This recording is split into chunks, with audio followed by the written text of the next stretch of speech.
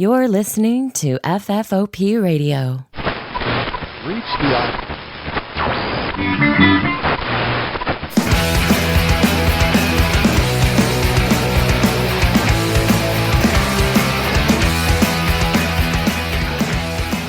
and welcome to the show. My name is Dave, and this is a Fistful podcast from FFOPradio.com. Back for another great episode. Let me introduce you to my co-host. We have all the way, I realize now I forget where he lives. East Coast. From the East Coast. All the way from the East Coast via satellite. You saw the title already. It's RJ Snacks. What up, RJ? Hi, everybody. Also, there's Chris over there. I'm here. I pointed. You did. So, listener, just know that I pointed. RJ saw it. I know he did. That I did. I can vouch for you. So, RJ, I feel like it's probably time that you try to explain Life is Strange to me. Oh, God, you're going to hate it, though. I know, but I still want to hear about it. So he can hate it. Because I don't want to play it, and I don't really want to... Here's what I want. I want to see what you like about it. Oh, God. So, it is a story-based game that you get to... Hey, don't start. I can already, you can't see it on your home radio station, but he's making faces. Well, here, so just break it down for me, because I understand you like the game and I don't want to make fun of you for it. My only thing is, every time I have experienced it, it feels so alien to me. Maybe that's the part you like, right? It's about teenage drama. So if you're, I don't know, you're pointing at me. Okay. But here's the thing: it's not just about teenage drama. It's teenage drama through the filter of French people. Yes. Right. So and I'm learning this from the other show I do. When things are done in Europe and then they are brought over to America and basically just translated to English or whatever culture you're getting it from, it's weird. Oh yeah, extremely. It's and I could be totally wrong because I haven't played the game, but I've seen you stream bits and pieces of it. But it reminds me of 13 Reasons Why light. Okay, so I'm the reverse because I haven't seen 13 Reasons Why, but I know. Rough. Me neither. Yeah. Yes, I know what it's about. Yeah, there's obviously twists to it because you have powers in most of them. Actually, What? in all of them except for one. Yeah. Wait, they have powers? One person does in each game. Usually the main character. Dear God. So in the very first one, you have the time. You can manipulate time, kind of on your own, kind of through photos, and so you can rewind time about 30 seconds. So if you make a decision and you don't like the outcome, you can reverse it and see how it plays out if you try different things. All right, yeah, everybody would love to. Like one of the superpowers that's probably top 5 if you ask people. Probably, and then anytime she took a picture of herself, she can kind of go back to that moment. She couldn't go too far into the past or to the future of that moment, but she can relive and change a few things in that time period. Because she uses a Polaroid camera because she's a hipster, and she can use those to go back in time. In the very first one. Okay, so this raises an interesting question, RJ. Maybe more interesting than 13 French Reasons. What are we talking about? Life is Strange. Life is Strange. 13 Life is Strange Reasons. Would you, describing that camera, basically a time-traveling camera, would you rather have that or the Goosebumps camera where whoever you take a picture of dies? Ooh. No, I would not want that power. That's a lot of responsibility. What happens if you're a photographer and you have to be very careful of who you take pictures of? Well, again, it's going to be it's like a big Polaroid camera. No photographer is going to reach into their bag for their Nikon or their Canon or whatever and pull out a hunk of like plastic the size of your fucking head and be like, yeah, this feels natural. Yeah, but would you want that? Would you want to be like, hey, whoever, hold on, I'm going to take a sweet picture with my new Polaroid camera. Click, and you're fucking dead. Well, so yeah. I'd rather go back in time for 30 seconds. But here's the thing. The implications are stark because time manipulation is a wild thing to do. 30 seconds, 2 minutes, 10 years, whatever. You want to screw with time, you can see the outcome of everything you do and it'll be stark. I'm saying that's why I'm leaning personally toward the kill camera, because then high-class hitman, untraceable. Because if you've seen the episode of Goosebumps or read the book, they're always killed by accidents. It's like what is that? Final Destination camera. Bam, bam, bam. You take a picture of someone, then they get hit by a truck tire. So they don't just like vanish? Something happens to them?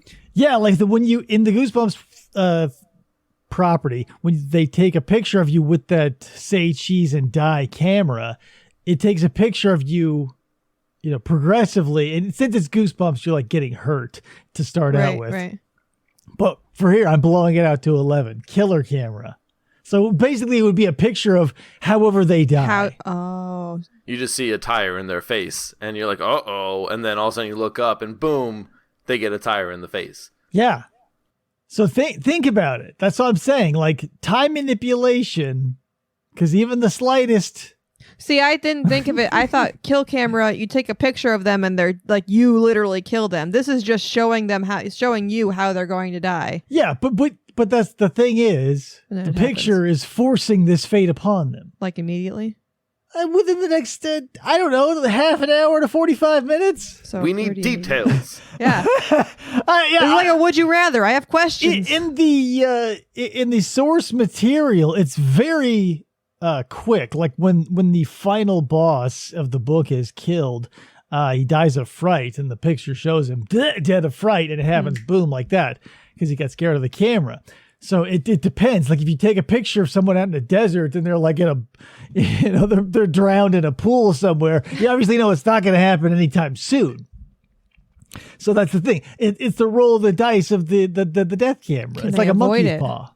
But this is the problem with it. You get addicted to it. You start taking out a few people, maybe some bad people. Then you start taking out people you don't like, and then all of a sudden, police officers, whatever, start noticing you're at all of these scenes taking pictures. You're on surveillance cameras, and boom, they start looking at you. They don't know why you're there, but they'll figure it out eventually, and bam, you're in jail.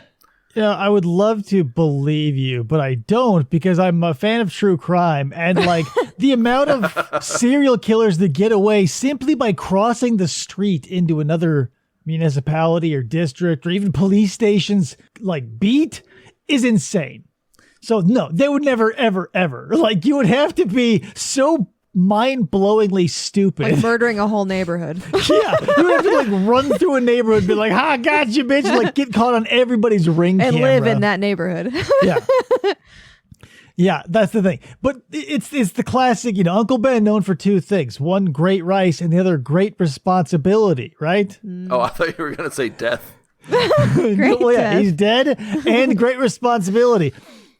So that's just it, RJ. Like you have to, do you get, because here's what happens because we're not giving the time camera a lot of time, ironically. Hey.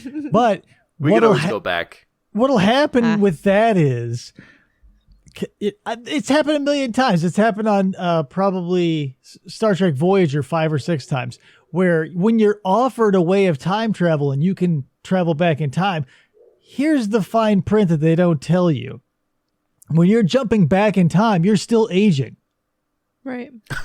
So the more you use that, the older you get, but the less life you live because you're reliving your entire life piecemeal. So imagine, like, if you became super addicted to that, you'd like if you found it in junior 10. high, by the end of 9th grade, you'd be in college, essentially. You're just 80 in your senior year. Yeah. There you go. And then, you wouldn't learn. Saying you're not learning, so you'd be like the oldest stupid person ever because you would just be constantly correcting your wrong decisions. Instead, you could be killing people with magic. There are choices here. Clearly, there's a right and a wrong choice here. I mean, obviously. Use the killing camera. Seriously. Don't mess with time. There's no other choice. If you could make a better case for it, RJ, I don't see a silver lining to the time traveling camera. Oh no, usually it makes things worse. Bingo. But if the only downside is of the death camera is you can't ever do a selfie, number one. And I would always look for a mirror before you put that thing up to your eye. Oh. Because what if? Because that's the thing about a death camera. It's like a monkey's paw, and it will look for any way to fuck you over. So don't do anything reflective around with photography. It's like a tea kettle, and then all of a sudden, boom, your reflection bounces off that, and then scalding water to the face. Yeah, because that's the thing. When you're taking a picture of someone, maybe in a kitchen or whatever, sure, and you see like there's the knife sticking in their head because they're in the kitchen and there was a horrible accident or whatever. Oh, and then bam, you're dead too because you didn't see your reflection in the tea kettle that was just cleaned, and there you are nailed against the wall with a bunch of cutlery. I'm telling you, everything has its safeguards, and if you go around killing a bunch of people, you're going to get sloppy, and you're going to end up taking a picture of something reflective, and boom, you're dust. You've done like 3D printing of horror, like movie objects and photo shoots and stuff. You need to make a short about this camera. Just make a little short, killing somebody. Andy. Nobody likes Andy. Just get rid of him. So, well, how would I probably could, but then Listen, it doesn't have to make sense. Like slasher movies don't always make sense. They're just I mean, you don't even really have to use your 3D printer. You have a Polaroid camera. Yeah, I've got a million cameras I could just say are cursed. I would. Yeah. The problem would be having to find Polaroid picture stuff. No, because then I would have to set up. RJ, I don't want to talk business right now. Like, pitch me a short skit later or whatever. If you want to write a short film together, a student film, we'll go for it. But now's not the appropriate time. We're talking about the ramifications philosophically of these hypothetical cameras. My apologies. Damn it, RJ. God damn it. Quit ruining this show with your ridiculous tangents. Well, besides all that, what are you playing? Anything new? Have you seen anything new? Have you read any new books? I'm considering reading Battlefield Earth again. Off topic. Ooh. Dying Light, Become Human, or Dying Light 2. The second one's coming out tomorrow, I think. Today. Refresh my memory of that one. Dying Light, zombie apocalypse. Yeah. You're fighting to find a cure. Yeah, you're gonna have to get way more specific. Oh, first person, parkour, jumping. All over the place. Okay, gotcha. Yeah. Oh, the parkour one. That one. Yes. Yeah, because every zombie game has their fucking niche, and so when you say, "Well, it's a zombie game," well, that narrows it down to this, like the ocean. And you say, "Well, it's first person." Okay, now we're down to like only one of the seas within the oceans. Yeah, but that's just coming out. I'm going to be playing that with my girlfriend there. You're going to be? Yeah. Well, it's coming out tomorrow. What are you playing? I don't care about what you're hypothetically... You said... Are you Bill Cosby? You your jello pudding. You want a video game. You said, or what have you heard of? And that was something I heard of that's coming out that's relevant soon. I shouldn't have said heard of. I don't want to hear about what you've heard of. I want to hear about what you've experienced. What you're doing. I'm doing the same things I'm always doing. I'm playing the same damn games. I'm playing Genshin Impact actually right now, which you can play on mobile, but it's better on PC. And it's kind of like an MMORPG, but you play by yourself. All those games that have mobile versions of the full-blown versions always feel paralyzed. That's the only way I can put it. Like the real game has legs, and when you put it on a phone, it just feels dead to me. Yeah, like I didn't even realize it was a PC game at first. I thought it was just a mobile game. So I started playing it. I'm like, this is kind of cool, but it's very hard to play on the phone. And then I realized, later that I'm like, oh, this is actually a game. But it's one of those gacha games. So you got to like do pulls and hope you get the characters you want and this and that. So okay, yeah. Oh, yeah. Yeah, see, you turned off right away. Boring. No, well, all those luck of the draw games that are just sort of running you through a grinder. Yeah. A lot of people love them, but it just feels like maybe the appeal is like you have to feel like you're doing work. Something.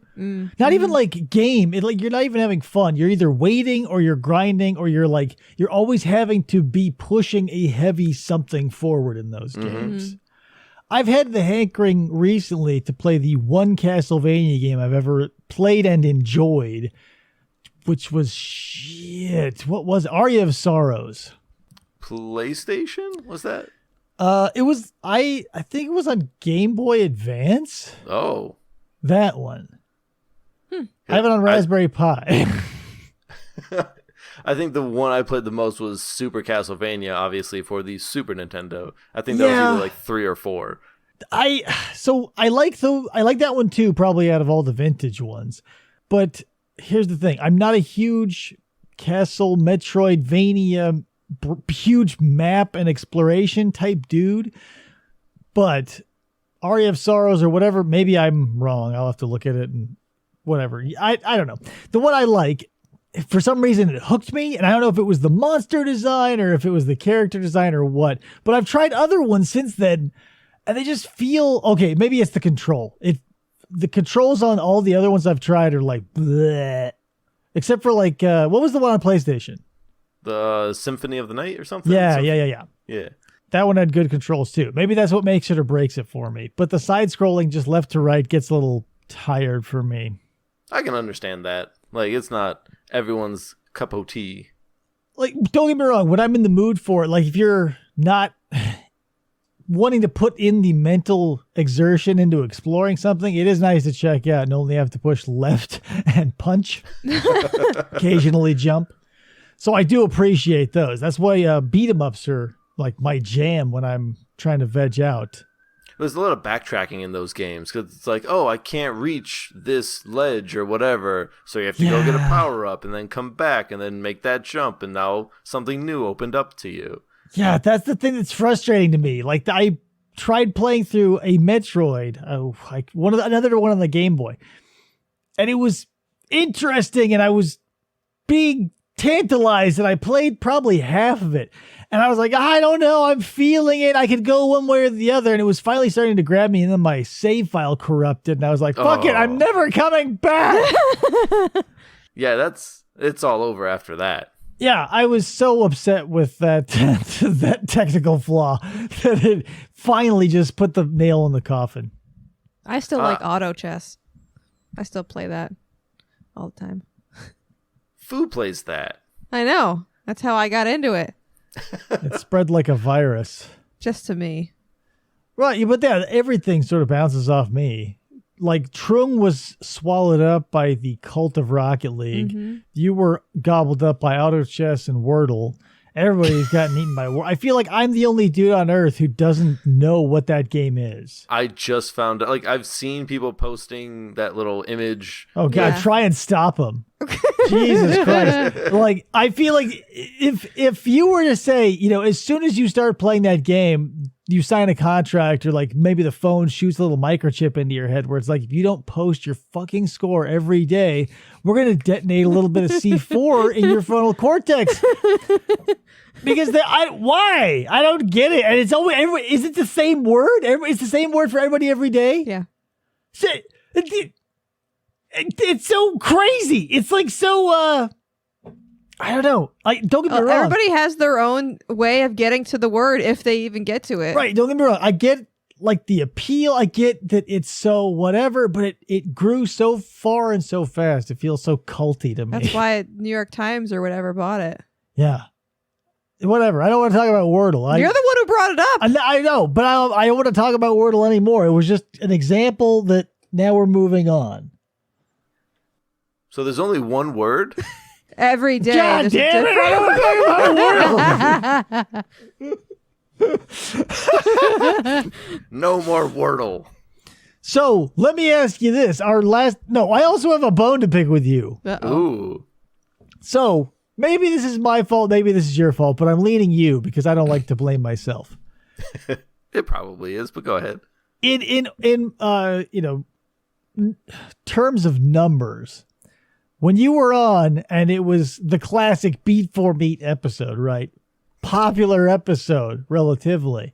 Mm-hmm. High numbers compared to other episodes. And I go, you know what? It's time to milk RJ for all it's worth. And that's when he came back for the goddamn Garfield reviews. And that really underperformed. So what the hell, man? You really sabotaged us back there. And I wanted you to know that.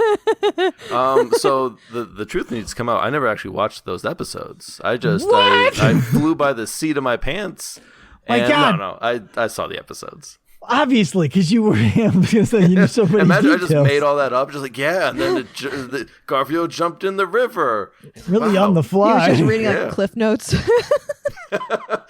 I just have Wikipedia up. Right. That would be a classic sitcom moment, though. I'm like sweating. Yeah. We should have had a camera on you the whole time. Yeah. Like classic police squad or Naked Gun style sweating. What were we talking about? Wordle. No, after that. How I underperformed on the Garfield episode. Yeah.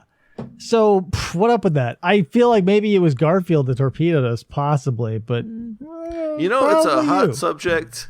All the kids love 1980s Garfield. You know, I can't tell you what the things that I like are going to resonate with everybody, but I feel like if in some small way now somebody goes, you know what, I too enjoy the Garfield Halloween and am mildly put off by the Thanksgiving special, only to be won back by the Christmas special.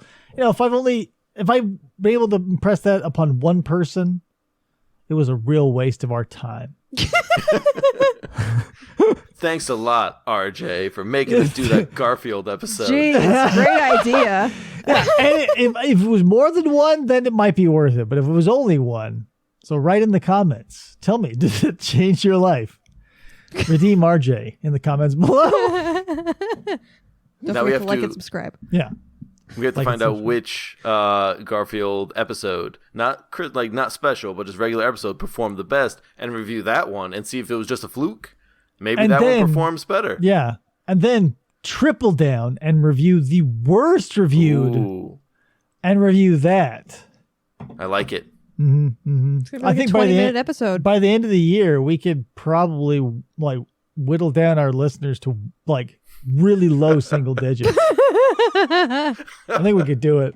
Like if I change this to an all Garfield podcast, we can get rid of your fan base. Yeah, I say, you know what? No more pop culture, no more dicking around, right? This is serious. This is the Garfcast. Or the Podfield. We just Garfcast Podfield. Podfield Garfcast? These are all trademarked, by the way. As I'm saying them aloud, don't steal them, RJ. We can also have a cooking stream where we make lasagna. Oh. No, I'm not going to dilute my source material. I am going to just talk about the Garfield and Friends animated series and only the Garfield part. I'm not going to talk about the and Friends. No Orson, no Sheldon, none of those dicks on the farm. Odie. Now, Odie is part of Garfield. Yeah, Odie, Nurble, John, they're all covered. The nurse covered. If you're living on a farm. They're not Garfield, though. Yeah, but they're in Garfield's house. In Garfield's universe, ding. Yeah. Like what? Odie's not in the farm. I'm going to call this podcast the Bell Factory because you're such a ding dong. So, and to recap and to really make the point concise, everybody in the Garfield universe gets a pass. Garfield. Everybody who shows up in the comic, shows up in the show, the mouse included. Good. Animal Farm. There is a cut. mouse. Yeah. Several. Yeah. Sometimes he has family over. Oh. I think he had his girlfriend over once. Things get spicy. Oh. Garfield pulls out a small camera and things get really dark. They all die. They all die. They all die? He's got the kill camera. Oh, yeah.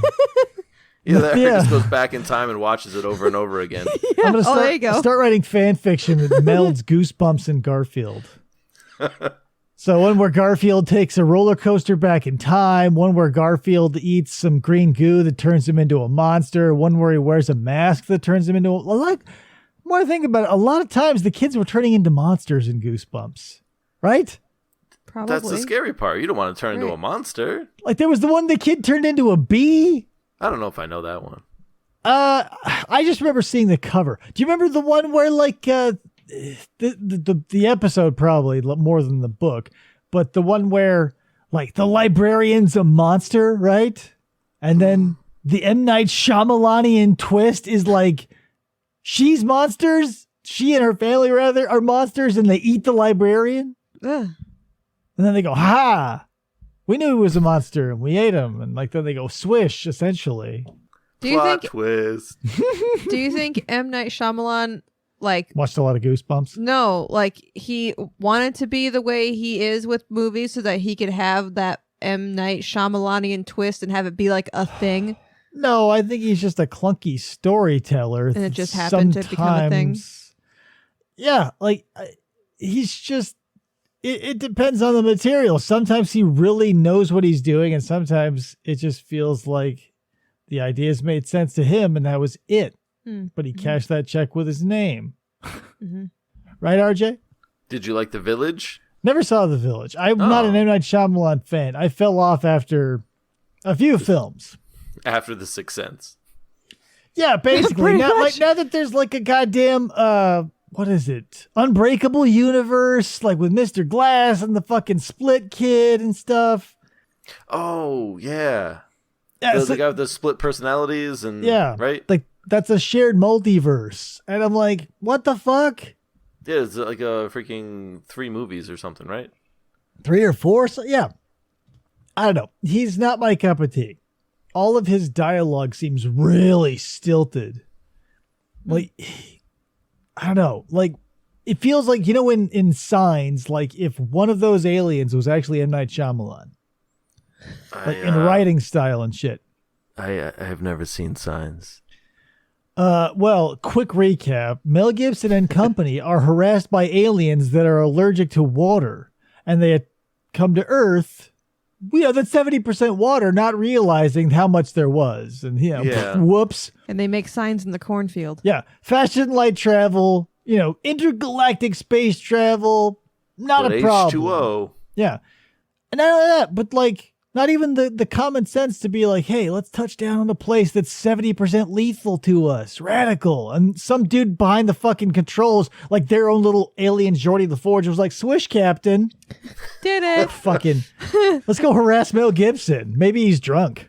Like Allegedly. wouldn't they have like a suit to protect themselves? Like they went through space, but they don't have Hey, like yeah. a hazmat suit. Why is it that aliens never wear suits, but we gotta wear suits everywhere we go? What up with that shit? Why doesn't anyone, RJ, not for nothing, but that is inadvertently brilliant because what the fuck? Like we have to take our environment with us everywhere we go. But aliens who visit us, quote unquote, according to crackpots, are always just naked dudes. Or, dongless figures, or like they're the Greys or Right, the but reptilians they don't have any or whatever. clothes on Yeah. or anything. They never have like. Is Maybe it just, they have an invisible sheath around Is them. it just coincidence that we both breathe the same oxygen nitrogen mixture?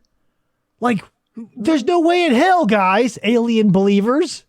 They would have to have suits. If someone were, I might regret saying this because if it enters the zeitgeist, it'll be me. Uh-oh. That got the ball rolling. If they're mark my words, if after this comes out, there's a wave of alien sightings with them wearing suits for legitimacy, you know where you heard it first.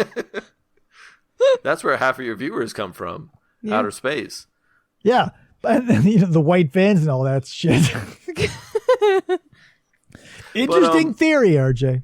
Independence Day, the big aliens you saw were just suits, right? Oh, yeah, you're right. The smaller alien was on the inside. Right. Okay. Counterpoint.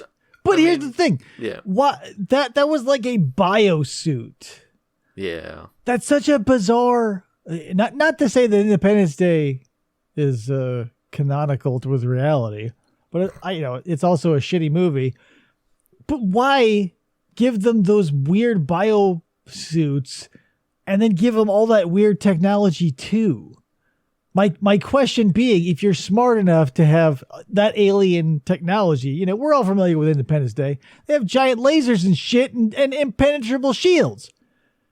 Why? In case they're tiny little meat puppet squid bodies in just bigger squid bodies. Get some fucking robot suits. Get a mech. Don't get something. Yeah, get something that's like ultra strong. You've got shields that will block a fucking nuke. And then you're like, oh, you know what? We're going to put our little squishy bodies in? Larger squishy bodies. You know what? We'll give them like a little crab carapace, but they'll be like tentacled and shit, and they'll have weak joints. They'll be biomechanical weak points. Why not fucking robots or some shit? They want to feel familiar with their suit. I've never seen Independence Day, so I don't know. What?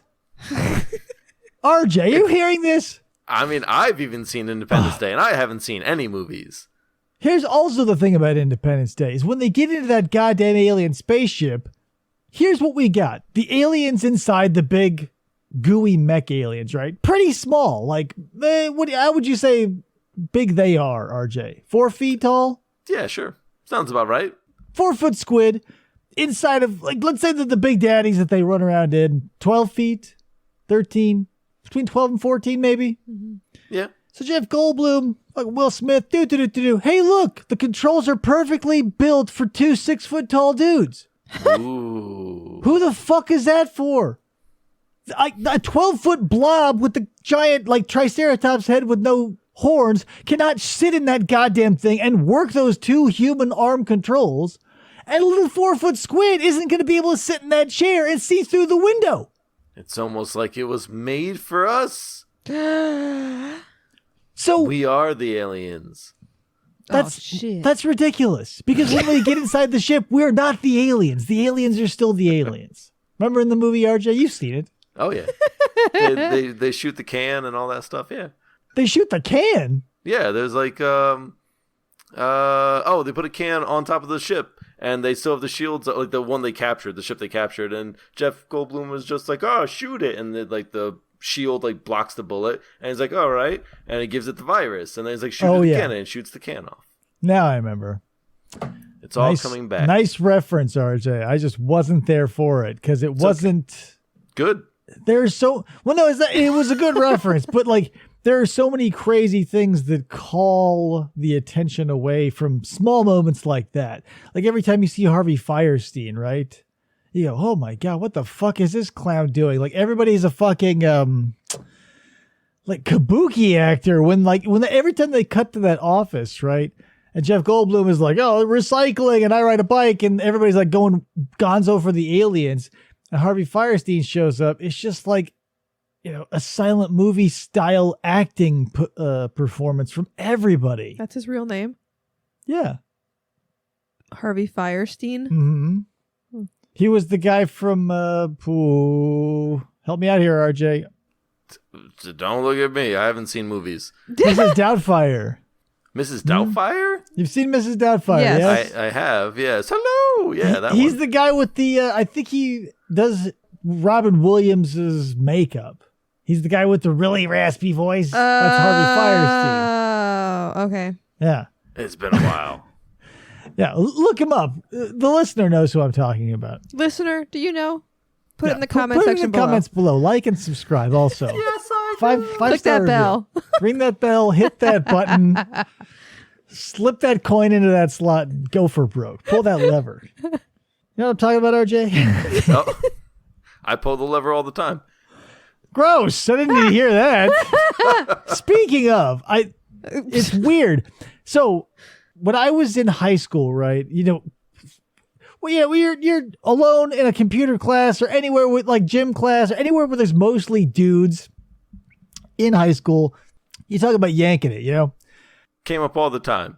No, you wouldn't talk about it like in detail, but you like make up funny names for it. So we were in my computer class in high school going round robin, like making up, more and more bizarre terms for burning one down, right? And every time we would come to this kid, it was like, oh, where are you? This, that, blah, blah, blah, taming this, doing that. He would always start with, he would take like 3 seconds of silence and then go, feeding the, and I'm like, no! Stop. Every time he would do that, I say, no, if you're feeding it anything, you're doing it wrong. Never feed it anything. You're not feeding anything. You can manipulate it this way or that way. You're not feeding it anything. But every time he would go feeding and it was always an animal, feeding the monkey or feeding the lizard or feeding. Sometimes they got really abstract, like the shapes were way off, but he was always feeding something. So maybe he was a furry with a really destructive genital fetish. I'm more surprised you guys kept going back to him. And when you're in like sitting in a circle in those like plastic uncomfortable chairs, you can't, unless you're a real heartless dick, like do that thing where you put your heel on their chair and like give them a nice shove back and then close the circle. I wasn't that kind of dude. I was the kind of dude who every time he would pull that shit, I would berate him and publicly. Yeah. I was like, stop feeding your penis things. Stop putting things in it. If that's what you're doing, please. I'm not your doctor, but I'm telling you. You're gonna get the infection. Yeah. See, our computer class, they would always just go to rotten.com and just look up the grossest stuff they could. Like we didn't have that kind of stuff. Like we had computer class, but by the time you were going through, they probably tightened up regulations. But I imagine when RJ and we're probably similar aged, right? What are you, 35? 36. Yeah. Close enough. Like we were in that sweet spot and RJ was on the more tail end of it where like computer labs were still pretty much the Wild West in a lot of ways because a lot of schools either weren't willing to pony up the dough for site blocking software and or were unaware. Yeah, see, I took computer class, but it was keyboarding class, and that was how I learned how to type so fast. But that was the only computer class we really had that wasn't like, and there was no internet. It was just like teaching you how to type. Yeah, we had computer class, and then there was computers in the library that you could like do quote unquote research on. But it was basically like a kid a week getting pulled for yanking it or seeing, some 4-year-old walking by and seeing some disgusting porn, and like it happened so often. I was like, how does this keep happening? Like it happened so often that it was like eventually they were just like, no, nobody gets to use the computers because they were still so ill-informed about how they were supposed to be used that no software was put in to block all the weird shit. It was just like, no one can use them anymore. We give up. This one kid searched feeding the sloth 10 times. Like this was the time when that goatsy photo was going around. Oh, I heard of that when I was Yeah, I don't even know if I know what that is. Don't worry about it. There are some just famous, before the age of and speed of video clips being shared, there were a lot of famous images that you can describe that maybe didn't necessarily have names. And those got flashed in everybody's email. Like, I feel like they were on our library computers so much, they must have like been burned into the screen.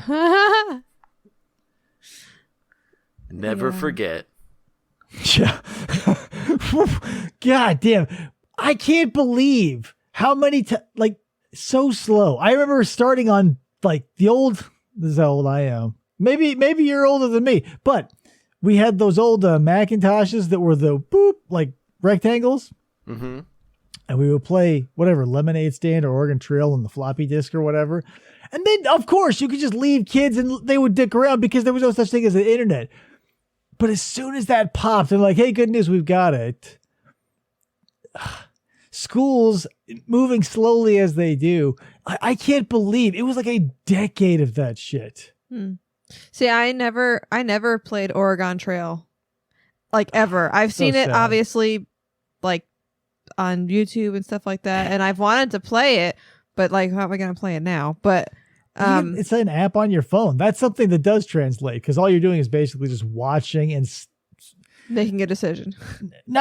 Barely, almost. I mean, you grew up with the Oregon Trail, right, RJ? How quickly can you get dysentery? Basically, because there were always the hacks. Or how you could hack the game, because you could start out as a farmer or blah, blah, blah.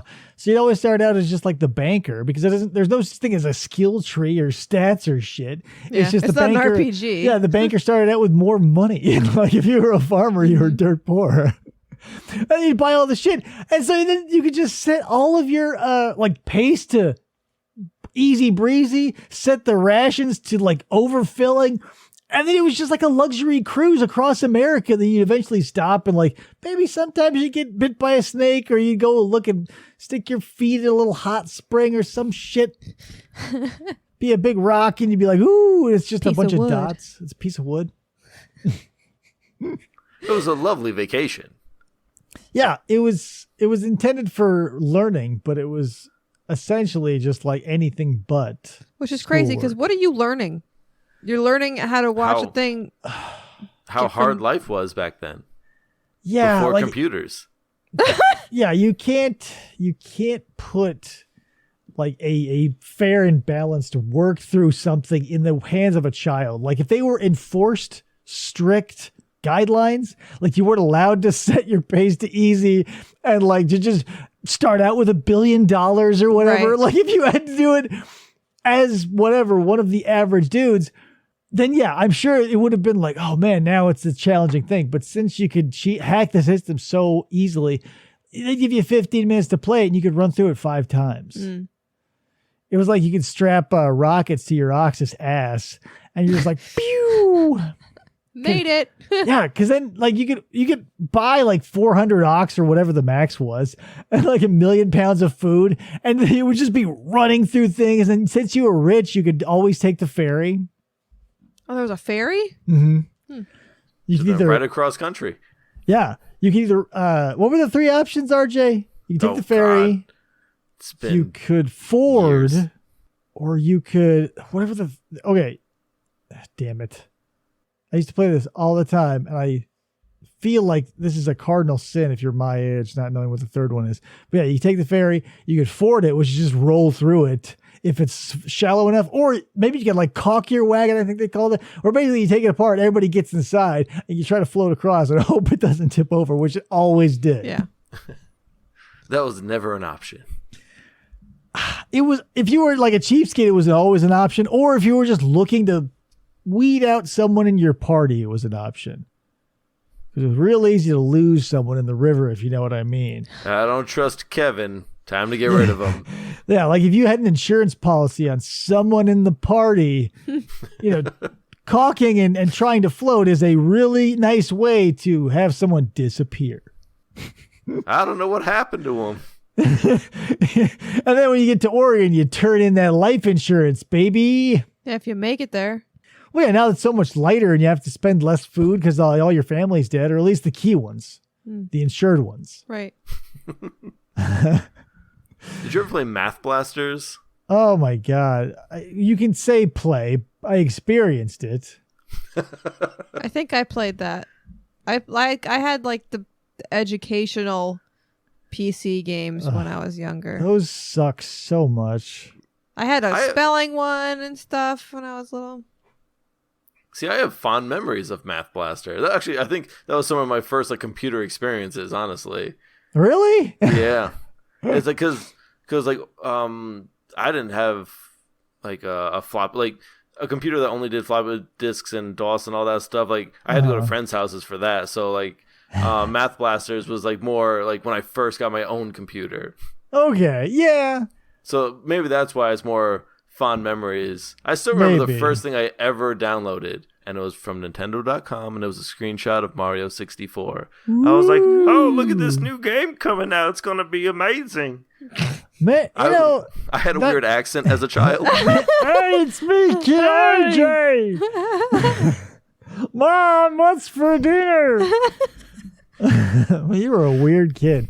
But more importantly, yeah, I guess there are some educational games I have a sweet spot for because you would out of the floppy disk. I did have one of those MS-DOS with the fucking floppy drives, and I would play Sesame Street, like essentially the Pipe Dream. Essentially, before Pipe Dream, it was that you would get the pipes from one end to the other, so you can get the Rubber Ducky to Ernie. Fucking love that shit. There was a Grover or an Elmo math one, so yeah. I guess there is a sweet spot for, and you have to. Maybe it is tied to your first computer. In Carmen, My first San computer Diego. was a gateway. Was there an educational video game tied to that? Like a favorite? No. Wormword? Was that a thing? No. I used to play The Sims on that. It wasn't like educational though. I think my first computer came with Wordle. And what? Fucking Wordle. Hey, and there's also a version of Wordle that you can just keep playing. Like it's I can't remember what it's called. It's another website. Let's Run. There's no challenge in that. You get one puzzle a day, and that's it. Yeah, this one you can play as many as you want. But yeah, I do it first thing in the morning while I have my coffee. So you can do like the Animal Crossing version of it where you get so much a day, one. Or the Endless Runner version of it where it's like one of those what was that one that everybody was playing for so long that was like the Jungle Runner? Oh. Right? Where like the monkeys are chasing you or something? Yeah, or like you're like the temple. Yeah, Temple Run. Jungle or go. Temple. It was some exotic locale. Yeah. That's the two things you can do. You can get someone addicted by setting limits and be like one a day and then get the fuck out of here. Or you can say, eat as much as you want, you filthy pig. And you just consume because you know it's endless and you're trying to beat your high score. You have to be one or the other. You can't be a 5. It's my life lesson. Be a 1 or a 10. Never be a 5, RJ. I tried the other one, the other Wordle game that was endless, and I got bored. Yeah. It appeals to two different types of people. You're probably more of the daily dose. Yeah. It's a nice little shot of feel-good juice. You go, yeah, did it. Check it off the list. Moving on. I start out the same way every day. One of these days, the word that I use the first word I use is going to come up. And I'm going to be like, yeah, first try. That's like playing the lotto. Yeah, is it kind of like, do you not want to say it out loud? Because if it's like your secret winning numbers. No, it's Stern. I put Stern in every day because I think of Wheel of Fortune, RSTLNE, as the most common letters. And so I put Stern in because that's 5 of the 7 letters that are the most common used. Well, and Daniel Stern is your favorite actor, and Home Alone is your favorite movie. Sure. And The Stuff. He was in The Stuff. Well, now I'm going to use Stern every day. I'm going to download it and use Stern every day. And that way, when you post it, you're like, got it on the first try. And I'm just like, oh, I did too. But you'll be there right faster. Everybody. If you find somewhere to download Wordle, you let me know because it's not downloadable. It's on the internet. Oh, I mean, that's where you download things. It's just a website. Noob. What are you, an idiot, RJ? How dare you? Don't you know Wordle? Do you even Wordle, brah? Man, do you even Wordle? It's so strange when so obviously we're all in the same Discord and Derek will post one from the next day, because he gets it first because it's midnight there before here, and then he'll post it and it's and he says something. I'm like, God damn it, I still have 17 more hours so I can do it. Jesus. So bizarre. Where's the Wordle server? That's the problem. It's the UK. It's UK you gotta based. Get it moved. You gotta bring it over here. Give us the edge. The Wordle edge. It's like Wordle.uk. I think or something. Christ. I don't want to talk about Wordle. It's RJ's fault this time. RJ, I hate you and I hate Wordle. And even Trung's doing it now. I know, and that's the thing. You can't. Wait, he speaks English? Barely, and so I hear. He only uses English when playing One Night Ultimate Werewolf and only to counteract everything that should be going right. But yeah, that's the problem. Now that I'm cut out of this cult, it's like when it's almost like, when you you see those documentaries where someone gets pulled into Scientology and they insulate them and they cut them off. It's like the exact opposite, where I'm the only one not joining Scientology and everybody is coming around me and posting their shit and blowing my Twitter up, blowing my Twitter feed. It's in my fucking Discord. People on Facebook are fucking doing it. And they're like, here, just grab the e-meter, Dave, and take a copy of Dianetics. And I'm like, am I the only one who's sane? It's the Twilight Zone, where I wake up the same and everybody's different. Whoa. That's every one of them. That's deep. Isn't it? Well, I mean, and then thank God for you, RJ. You're the only one more checked out than me. So I know that I'm still somewhere on the gradient. I know you said not to, but Andy comes over, starts telling you about Wordle. You take the camera, take a picture of him, and he dies. That's the skit. But it needs. How are you gonna kill someone with Wordle? Like if it were like, let's say, Scrabble. You can see the board game implanted in their head or something along those lines. Like maybe there was an explosion and they have a bunch of Scrabble pieces in their face. How do you die of Wordle? You throw his phone at him and it gets him right in the temple and it kills him. Well, then if I'm going to kill him with the phone, and the why am I screen has taking a Wordle picture on of him? So I take a picture of him, see that there's a phone in his head, and we're like, I got to take it upon myself for this one. See, that's the twist. It's not a death camera at all. You're just a psychotic killer. Yeah, it turns out, like in the one hand I have a camera, the other hand I have a gun, and it's just I actually fire the gun first before I take the picture. So every picture I go, oh my God, they're lying dead on the ground. Mystery camera, and then I blow the smoke off the gun. Mystery Spin it around and holster it. Oh, maybe I'll do you one better. I'll just make a big camera that has a gun in it. So when I push the button, it'll shoot them first, give it a nice 3 count to let them go, and fall. And then they go, and then I go, it told the future. Perfect. Killer camera. Yeah. But now, no one will ever know there's a gun in the camera. No, that was stupid. It needs to be magic. If you have a gun, it has traceable bullets. It needs to be. Who's gonna look in a camera, Dave? Right. Somebody. It's gonna be huge. I'm gonna have to build this fucking thing. Like it's gonna be a giant thing with a gun in it. Get like one of those little revolvers. No. I'm just gonna go ahead and get. This camera's like 3 feet wide. Like everyone's like, well, that's not suspicious at all, and they just move on. It's like either going to be insanely wide or insanely tall or insanely. It's going to be an eyesore, and plus it's going to make a loud bang when the fucking gun goes off. It's going to call a bunch of attention to me. I think this is a great idea. Great. I've got like a fucking 3x3x2 box I'm holding up that's like fucking enormous. It's the old camcorder. And so I'm already an eyesore, and then it goes boom, and already. So if you're not already looking at me, now you've got a reason to go like, what the fuck? And then someone dies, and then there's a pop of a flash bulb, and so now. At this point, RJ, conservatively, people have gotten 45 uninterrupted seconds to look at your naked face. Easily point-outable of a lineup. No, we're going with the cursed camera. Well, nowadays you just have a mask on, so. There you go. And all the police officers like Mr. Magoo, they don't know what's going on. Yeah. So we'll throw a mask on, and that will somehow circumnavigate the problems, all of the problems that I just discussed. Yeah. The size, the sound, the sights, the smells. The traceability of the bullets, no longer an issue because we all wear masks now. Yeah. You can put sunglasses on, you'd like the Unabomber. See, I'm glad you understand. That's why bank robberies are through the roof, because how do you track people? We all wear masks now. Right. Yeah. Shut up. No, we're going with the cursed camera. And plus, it has to be untraceable.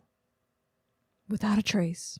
Yeah, plus it would be incredibly lopsided if, like, let's say now, tables turn and I go, voila, and I pull the velvet curtain off of the table with the 2 choices, and one is the time-traveling camera, and the other is like a Polaroid with a gun duct taped to it.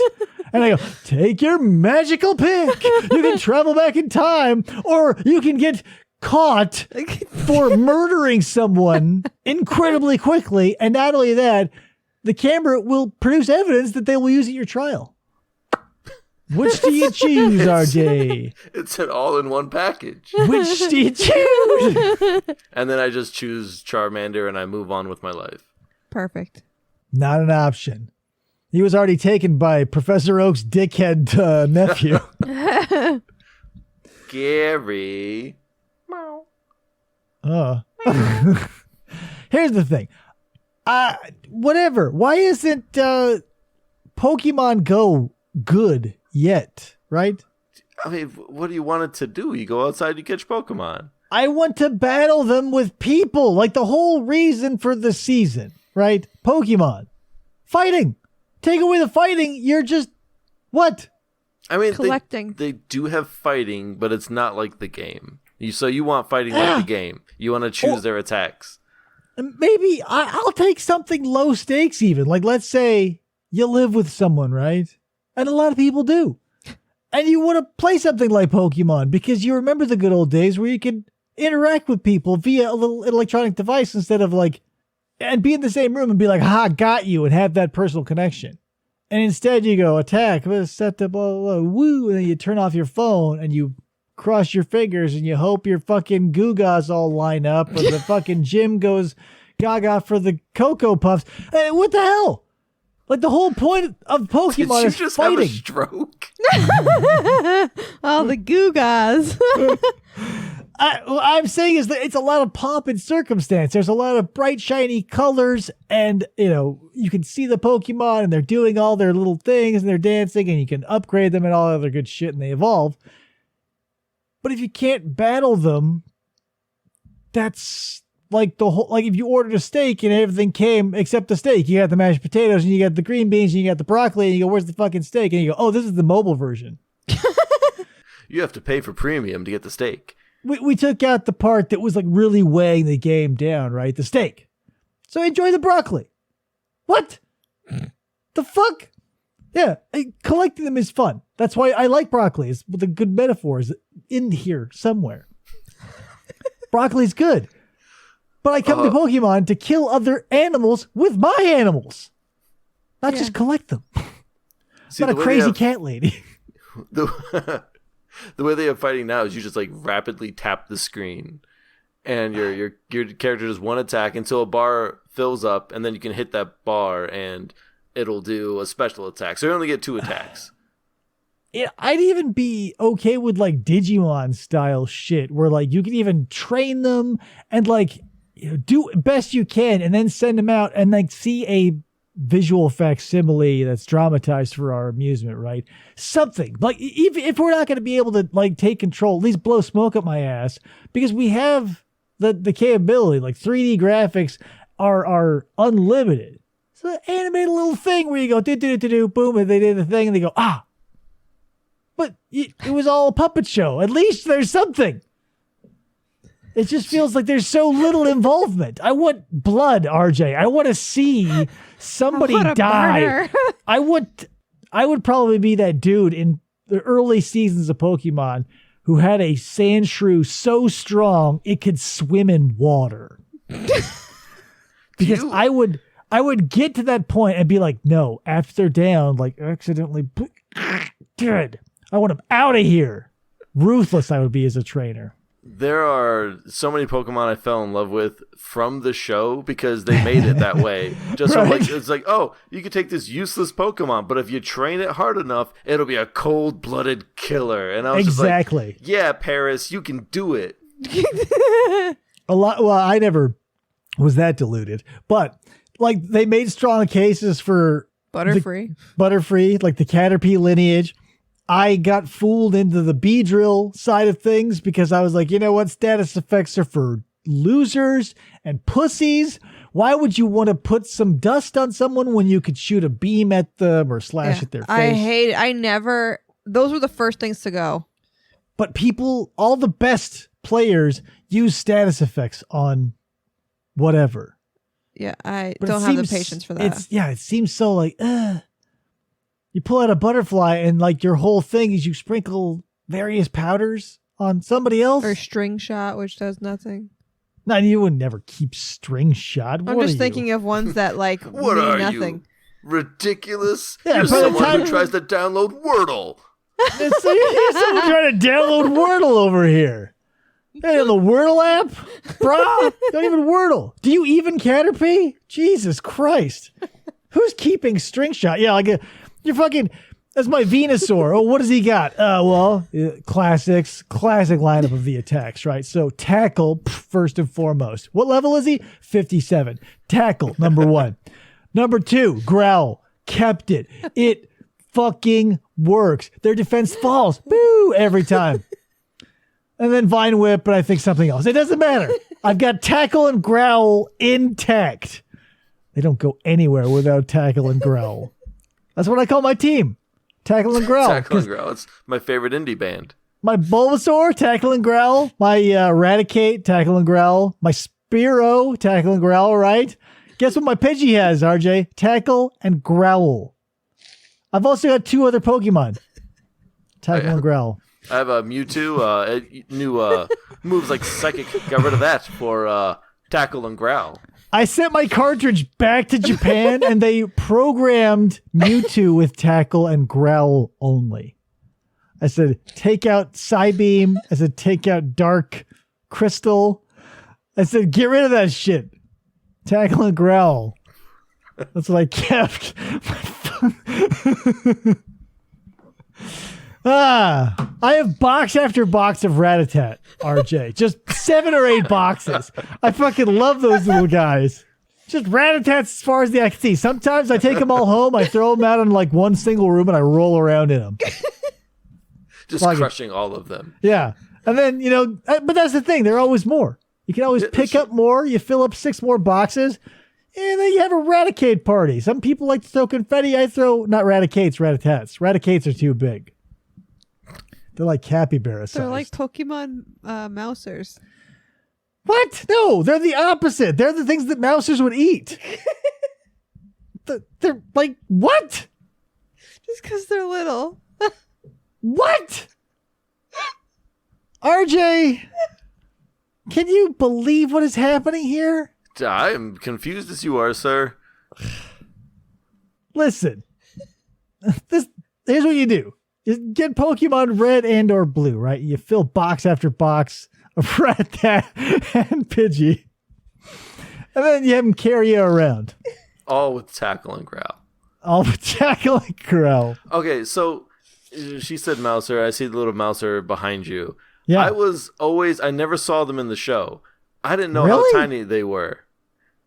Yeah, they're probably like between 5 and 7 inches tall. So I had the action figure, which was as tall as the Ninja Turtles themselves. And you could wind it up and it would walk and stuff like that. So I always thought they were human-sized. I never knew they were tiny until I think I played the video game and I saw them. Are you fucking kidding? Did you never watch the cartoon? I could have sworn I watched the cartoon all the time. Then how did you miss it? Like, it's in the first... Again, this is coming up again. Just watch the first disc. And that includes the Baxter Stockman arc of the Mousers. And not to spoil it for you, RJ, but if you caught one of the 3 episodes where they are featured, there are literally fucking thousands of them that wash into a building like a wave of water. Mm-hmm. It's almost iconic, but apparently not enough for you. Apparently I didn't see those 3 episodes. Pivotal. Like, God damn it. Why? Okay, number 1, Mousers, right? Why would you make them as tall as a human, though? Didn't you ever question that? That's horrifying. Why would you make them as small as they are? Because they're mice. designed to kill mice. Baxter Stockman was a scientist pitching the idea of robots that kill mice. Well, I didn't know the backstory of them. They're called Mousers. And they kind of look like birds. I'm looking at it right now. It has a beak. Yeah, they're named after the thing. They're Mousers because they root out mice. Oh, wait, so they're supposed to be birds? No, they're supposed to be robots. They're fucking... So, that's... Listen. Get yourself a copy of disc 1 of the animated Ninja Turtles from 1989. Does Netflix still send out DVDs? Oh my God. What year is it, RJ? Where are we? We're at the time of Wordle. Chris, did you find any news? Yeah. All right. RJ, I don't know what just happened there, but we're going to do the news like we do on FFOP radio. So here we go.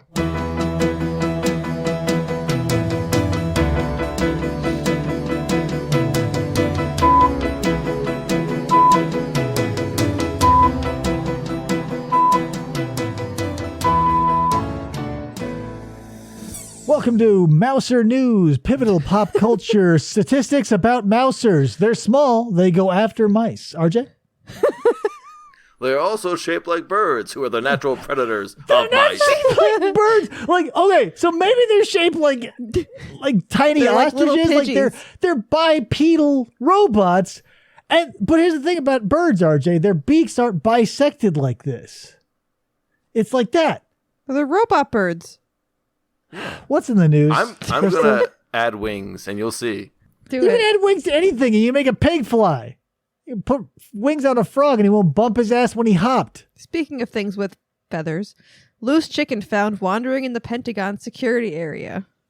But if you're not, who's going to look for, someone's testing the fences. Next chicken shows up with a C4 vest on and a little little earpiece. The Animal Welfare League of Arlington said personnel were summoned to the U.S. Department of Defense headquarters when a, quote, chicken was caught sneaking around the security area. Sneaking? Who labeled that chicken as suspicious? This is suspicious. All of the Pentagon, apparently. Apparently, the answer to why did the chicken cross the road is to get to the Pentagon. To get to those secrets.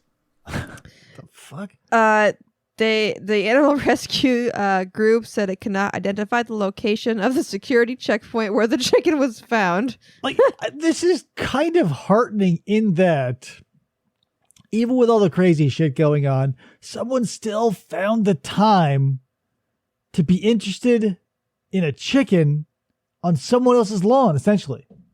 Yeah, and there's a whole that's pretty much the end of the article. I mean, how much could you write? They named the hen Henny Penny, and it will have a permanent home at the Virginia Animal Sanctuary. That's what they want you to think. It's really being waterboarded right now. They are getting... Tell us everything. They're torturing the eggs out of it as we speak. It's in it's in Gitmo. It's in Chickmo. It was really just Chicken Boo. Wow. From the Animaniacs. But he wears a disguise to look like human guys. They would have said they found a man who later turned out to be a chicken. And I don't think he ever gets found out. Chicken Boo? Yeah. Every episode he gets found out by the end of every skit. I mean, like, realistically. Like, I don't think that anyone ever... I don't know. That was a confusing... So many shorts in the Animaniacs, right? Oh, my gosh. Still one of my favorite cartoons. Yeah. Have you seen the new ones? No, I haven't actually. What was it, on Hulu? Yeah. I highly recommend. Really good stuff. Like, it did not fall into a lot of the pitfalls that a lot of reboots do.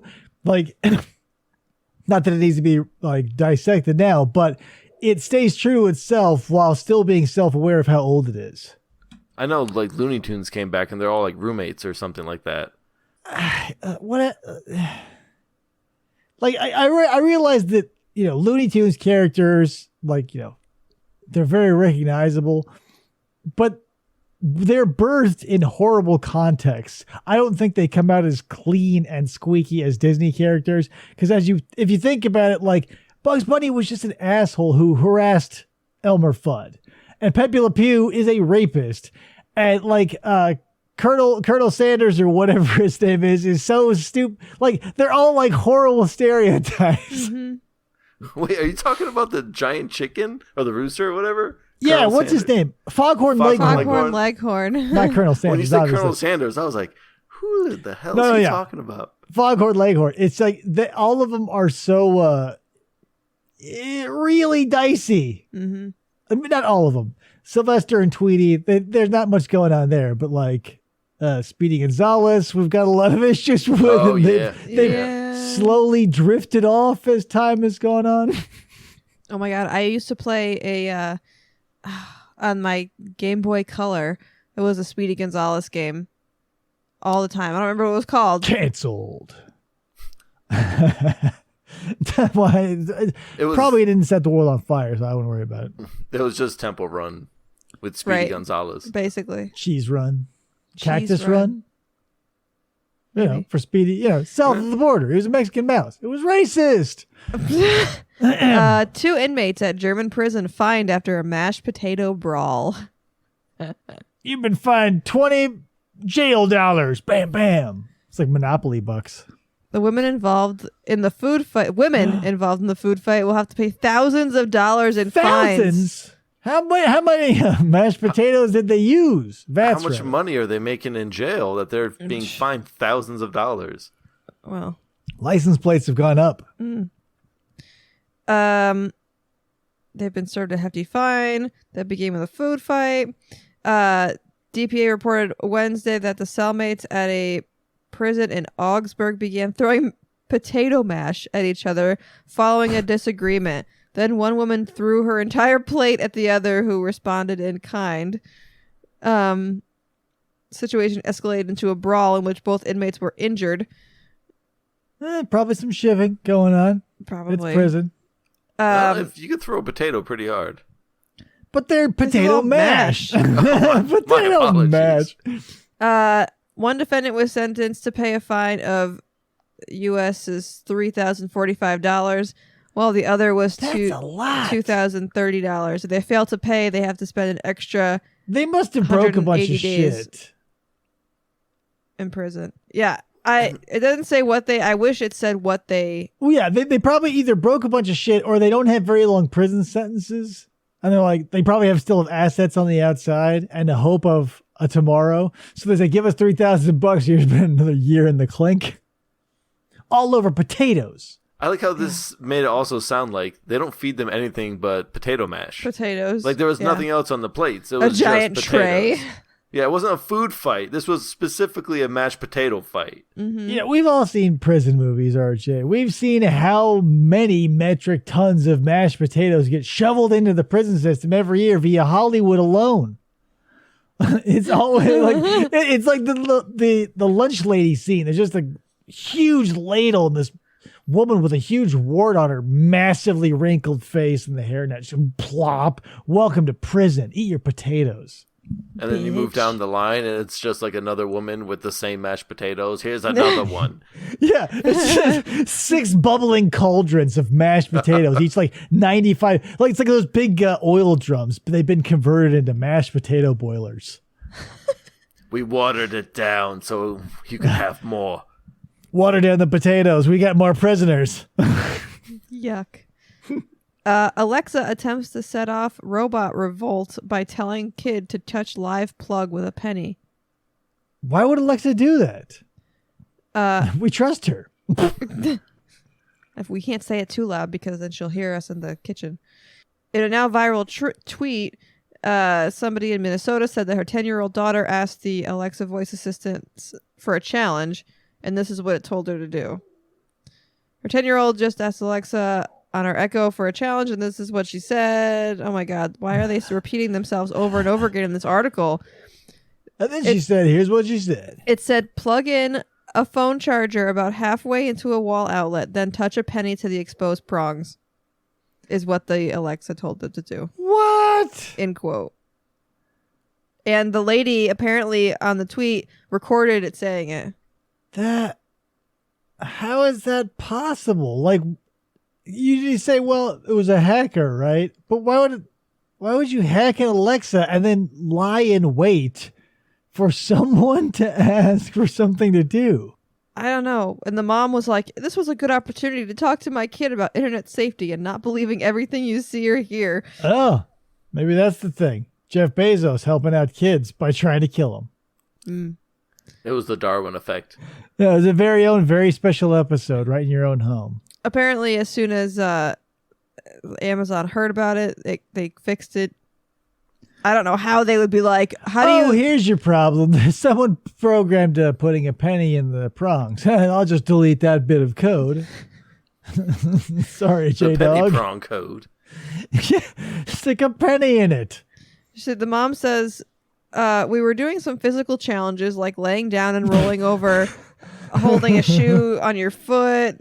They were on inspired Double by Dare. physical education teachers' videos on YouTube. And so her daughter thought to ask Alexa for a Alexa, challenge. give me a physical challenge. Stick a penny into a light socket. But I would imagine, like, I would love. This is obviously not going to happen. Maybe this is a skit that I can pitch you, RJ. Ooh. Here's what I want you to do. You're there. You're like, oh, Alexa, give me a physical challenge. And make her say something crazy and stupid like that. And you go, what? And then you swing the camera around over your shoulder. And there's the Alexa. And it's like sparking and smokes are coming out of it. And you're like, well, okay. And you do it anyway. Oh. So I see where it came from. So back in 2020, TikTok had a challenge called the Outlet Challenge. And it's only the challenge is plug in a phone charger halfway, touch a penny to the exposed prongs. The resulting sparks are supposed to be cool enough to win you instant internet fame. So they're trying for you to make it basically a viral video. Well, And the Alexa was like, hey, do this and kill yourself. so the Alexa was in on the TikTok. It probably looked on the See? internet and saw, like, I need a challenge and saw and it brought up the outlet challenge from TikTok. And so that it's just was the AI being less I than A. right. So it just pulled up. I mean, TikTok is a huge, stupid thing. So Alexa, give me a huge, stupid thing. I don't know. Piss Take on a fence. giant penny. And take a giant penny. Really crank it up a notch. that was the news.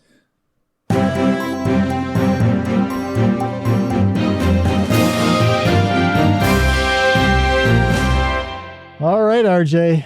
That's pretty much how we do it around here with the news. And we're going to start wrapping it up with a round of staff recommendations. What would you like to recommend to our audience? I've already ruined it. In Life my is head, Strange? No, because before this, I'm like, he's going to ask me to recommend something. And I'm like, oh, cool. Dying Light 2's coming out. Love the first one. Going to recommend that. And then you're like, what? I'm slightly offended.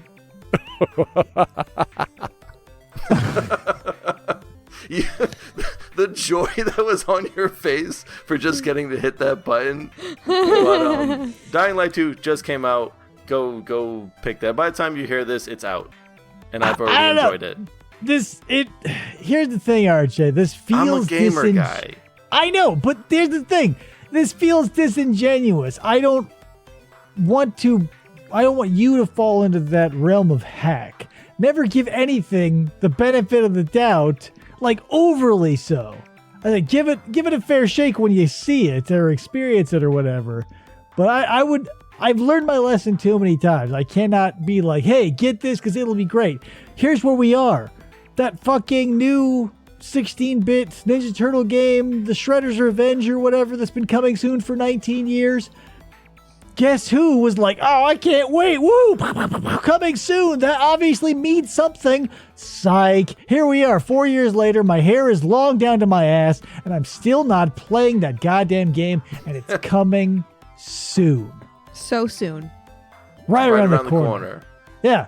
My kid, he'll grow up 15, 16 years old. I'll tell him, oh, guess what? It's coming soon. And then he'll turn to dust, and great-grandchildren will come and go, and it'll be coming soon. Maybe they'll get to enjoy it. Someone will get to enjoy this at one point. Whatever. But yeah, if you enjoyed the first Dying Light, I'm sure this one will be your cup of tea as well. Because what else are you gonna go to for parkour? Clearly a zombie game. Well, I mean, literally, what other parkour games are there that aren't like ruined by having to dodge bullets or whatever? Like Isn't zombies. that Mirror's Edge game a parkour movie? Yeah, but that's game? that's I'm kind of getting at is like with Dying Light, you've got that parkour, but no one's using projectile weapons at you, so it's a lot easier and a lot more fun to actually be a parkour instead of target. I was gonna say brink, but that is nothing but being shot at, so that's off the table. It's nice to have that free flow movement, but not worry, like, because getting tangled up with a zombie, that's the thing. Like, your flow is important because they're static or, somewhat moving around objects. But getting shot, that's less fun to be running away from. Yeah.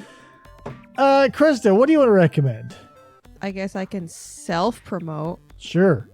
I just opened a small business called Grow On, Embracing Life's Beauty. And I make air plant setups, houses, terrariums, whatever you want to call them. It's your business. Call them, brand them something. They have to be like your McNugget. I can't think of obviously not right now, because people will hear it and steal it, and RJ is completely untrustworthy. He'll sell it in the black market for the price of a song. Well, I guess I'll just put away my notebook. But think about it. See, there he is. He's a clever one. He's a clever girl, this one. Clever girl. Oh, you should have kept that sound. Seriously? Yeah. So if you want to follow my my Facebook group, that's what it is. Grow On, Embracing Life's Beauty. See all my shit that I have going on. Yeah. That's, and it's really kind of weird, because I've always known about air plants, but everybody else knows about them. Apparently. Like, I remember, like, when I was a kid, there was a gift shop that had them on, like, refrigerator magnets. You could just stick them to your, I was like, yeah, completely familiar with that. But, blowing people's minds. Forget everything you thought you knew about air plants. It's out the window. It no longer exists. What are they? I don't know. Jesus. Okay, here's my recommendation. RJ, pick up, if you got the money, splurge and get the whole series. But if you can't, the DVDs are like $5. I'm sure you can get it digitally. Watch the first disc of content for the first season of the Ninja Turtles. You'll thank me. It's almost perfect. We can talk about the neutrinos. People love that. We can talk about the Mousers, their dimensions, their purpose, how they were designed, how they're birds, how they were mass produced, whether or not they're birds, their lineage, and the intricacies of Baxter Stockman's relationship to the Shredder. I would love to do that, but I cannot because you have not heeded my recommendation yet. Pick it up. Or guess what? I've got probably extra copies. I'll put it in the mail if I can find an address to that boiler room. Hopefully the mop won't get it in the divorce. Sounds good to me. I guess the secondary recommendation is if you're in the market, everybody is either in love or hates this bike, this motorcycle, but the Yamaha Bolt, I just picked one up. Incredibly fun. So look forward to me talking about that as I get some more miles under my ass. I guess that about covers it, guys. You know the email address. Maybe it's always... I forever will be until I am dead, fistfulofpodcast@gmail.com. But whatever, no one cares. We're on Twitter and all that other stuff. The merch, if you want to get that, just updated the merch. We got some new designs, the Raiders stuff. If you're a fan of the other show I do, Raiders of the Lost Genre, you can get that stuff. I feel like I don't promote that ever, and maybe people have forgotten that it exists. But I just bought some samples, and before I spilt food on it, it looked really sick. But then again, spill food on it. So, anything else you want to bring up, RJ, before I shut this thing down? I am all set, sir. All right, guys. So until next time, I am Dave. I'm Krista. I'm RJ. Saying, you know what? Life is strange when it's about French teenagers. See you next time.